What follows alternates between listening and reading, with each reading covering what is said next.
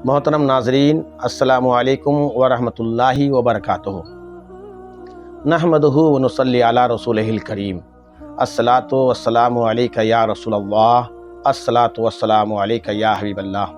मोहतरम नाजरीन, मैं आपको ये बताना चाहता हूँ कि मलऊन ज़माना वसीम रज़वी उर्फ जितेंद्र नारायण त्यागी ने जो किताब लिखी मोहम्मद, उसके अंदर पेज नंबर 12 पे वो लिखता है, ये आप देख रहे हैं, ये पेज है। इसके अंदर साफ लफ्ज़ों में वो लिखता है कि पहले शुरू में मैं कुरान को मुताला किया तो उसका मतलब समझ में नहीं आ रहा था। कुछ दिनों के बाद फिर उसका मैं मतलब समझने लगा तो मेरी समझ में ये आया कि दुनिया के अंदर जो दहशत गर्दी फैली हुई है ये इसी किताब से है। मोहतरम सामीन, वो क्या कह रहा है कि मैं कुरान के मतलब को समझने लगा। तो अब आते हैं कि कुरान को समझने के लिए उनके पास कितना इल्म था, क्या बढ़ा। कुरान की तफसीर और उसका मतलब जानने के लिए बहुत सारे इल्म जानने की ज़रूरत है।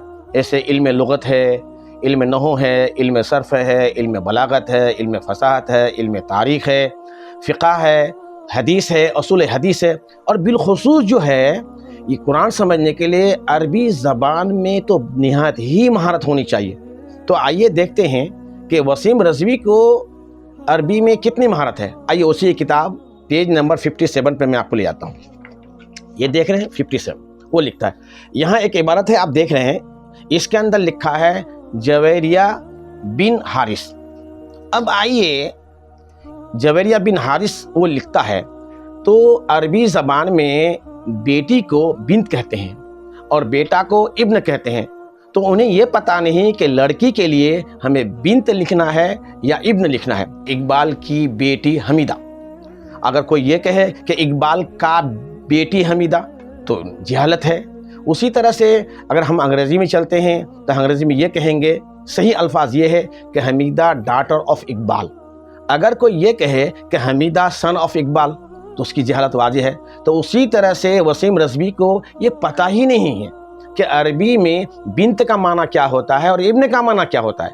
वसीम रज़वी को ये पता ही नहीं है कि बेटा को अरबी में क्या कहते हैं और बेटी को अरबी में क्या कहते हैं। जब इतना वो नहीं समझ सकता है तो कुरान का मतलब को क्या समझेगा। इसीलिए वो कुरान के मतलब को समझ नहीं सका और जो है वो ये कहता है कि इसी किताब से दहशतगर्दी फैली हुई है। तो मैं आपको ये कहना चाहूँगा कि वो इंतहाई जो है जाहिल आदमी है, कुरान समझना उसकी बस की बात नहीं है। इसलिए किसी शायर ने कहा है कि जो अकल नहीं रखता है उसको सब चीज़ उल्टी ही नज़र आती है। शायर ने कहा है कि अकल के अंधों को उल्टा नज़र आता है, मजनू नज़र आती है और लैला नज़र आता है। अब मैं कायन आपसे कहूँगा कि आप ऐसे जाहिल की बात को यकीन करेंगे कि मैं कुरान को समझ सकता हूँ? जहाँ तक मुझे मालूम है कि हरगिज़ आप इस बात को कबूल नहीं करेंगे कि ऐसे जाहिल आदमी कुरान के मतलब को समझ सकता है। अस्सलामु अलैकुम व रहमतुल्लाहि व बरकातुहू।